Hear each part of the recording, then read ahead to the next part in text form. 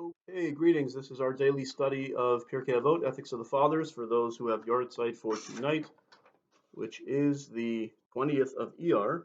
Sarah Applebaum, Tilly Beckman, Abraham Beichman, Robert Blonsky, Aaron Caviar, Larry Glass, Harry Goldstein, Lena Green, Fanny Levin, Moshe Moshanov, and Sophie Steinberg. May their memory be for a blessing. As always, a link to the text of the Mishnah will be in the first comment below. We are up to chapter 2, Mishnah 7. Hu Haya Omer, still in the statements of Hillel. Marbe Basar, Marbe Rima. Whoever, the more flesh, the more worms. So he's saying, you want to eat, drink, and be merry in this life and grow fat? Well, there's just more of you to eat in the grave. Pretty graphic statement. Marba Nechasim, Marba Daiga. More possessions, the more worry.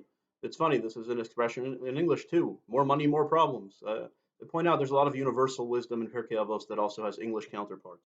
So more possessions, more worry. Marba Nashim, Marba Keshafim. This is sort of a shocking statement. The more wives, the more sorcery. Okay, so what is the connection to having a lot of wives and having them engage in witchcraft? Doesn't seem to make sense. So it seems to be saying if you have a lot of wives in your household sitting around, well, they're just going to all be scheming and up to no good, and they'll engage in witchcraft. Sounds like an old-fashioned statement, right? It should be pointed out that Judaism has phased out polygamy over time. It clearly was allowed in the times of the Torah, but Ashkenazi Jewry formally banned polygamy, European Jewry, 1,000 years ago. And even Sephardic Jewry, which never, Middle Eastern Jews, which never formally banned it, but really hasn't been practiced also in about 1,000 years, with the exception of Jews from Yemen, interestingly enough, some who came to Israel with multiple wives, but then Israel outlawed that also. They grandfathered in whoever came with more than one wife, but then no more polygamy after that. So basically, I don't think there are any Jews in the world anymore who actually practice polygamy. Okay. Anyway, marbe shvachos, marbe zima. You have more female maidservants, you'll have more lewdness, more licentiousness. Okay.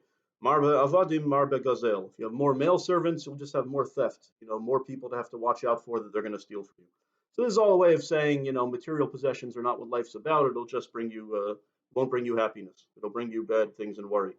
But then he goes on to say, marbe Torah, marbe chaim. You have more Torah, you have more life, because your life will have more meaning. Marba yeshiva, marba chachma. If you have more sitting and studying, you'll have more wisdom. The word yeshiva now has come to mean a house of study or an institution of study, but yeshiva means to sit, the actual word, lashevet or leshev. So if you have more sitting and studying, you'll have more wisdom. Marba etza, marba tavuna.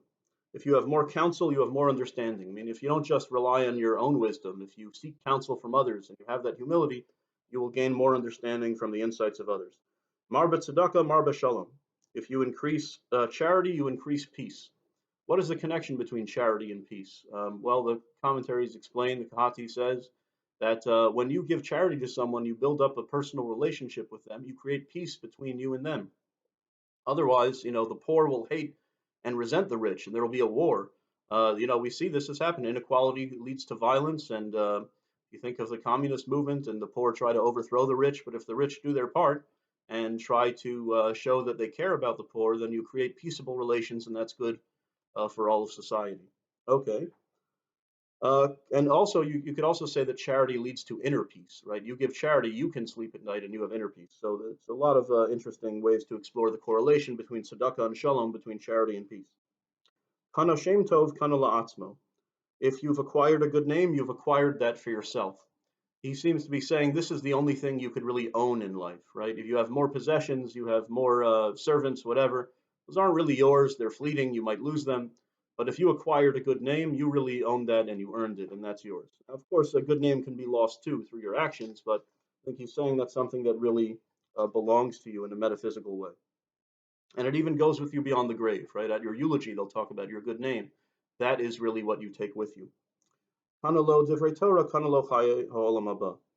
finally, he who acquires words of Torah acquires for himself life in the world to come. So not only will your study of Torah give meaning and peace to your life in this world, but it'll give you a good share in the afterlife in heaven as well. Okay, important lessons. We can say the El Malay for the art sites for tonight. El Malay Rachamim Shochein Bameromim Hamitzei Menucha Nechona Al Kanfei HaShechina B'malos Kedoshim Tahorim Kazor Harakia Masirim Es Nishmos Kol HaHaskaros Shel HaLayla Shel Chul Yolamam Ba'avur Shemispalim Bad Haskaras Nishmasam Began Eden Tehei Menuchasam Lachein Bal Harachamim Yastireim B'Seiser Kenefav Liolamim Yitzror B'Tzor HaChaim Es Nishmasam Adonai hu nachlasam, yanuchu b'shalom mishkavosam, and Omar, Amen. O God, full of mercy, who dwells on high, grant proper rest in the wings of your presence, the lofty levels and the holy and pure who shine like the glow of the firmament, to the souls of Sarah Applebaum, Tilly Beckman, Abraham Beichman, Robert Blonsky, Aaron Caviar, Larry Glass, Harry Goldstein, Lena Green, Fanny Levin, Moshe Moshenov, and Sophie Steinberg, in whose memory we study and pray. May their resting place be in the Garden of Eden. Therefore, may the Master of Mercy shelter them in the shelter of his wings for eternity. May he bond their soul in the bond of life. Hashem is their heritage. May they rest in peace. And we say, Amen.